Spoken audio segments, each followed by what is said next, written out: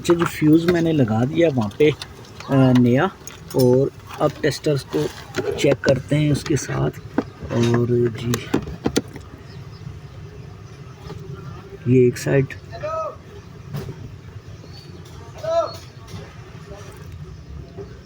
ये फ्यूज़ की दूसरी साइड। अब दोनों साइड ही ठीक होगी, इसका मतलब अब फ्यूज़ हो गया ठीक। अब हम करते हैं दरवाज़ा बंद।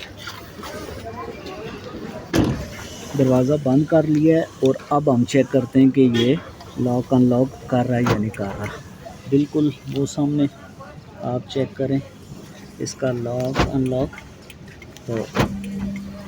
तो जी बिल्कुल लॉक अनलॉक गाड़ी करना शुरू हो चुकी है। तो अब डिक्की भी इंशाल्लाह इसकी उसी के साथ लॉक होगी जी।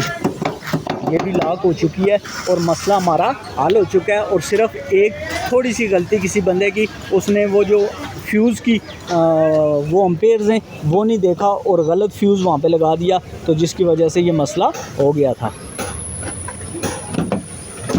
अल्लाह हाफ़िज़।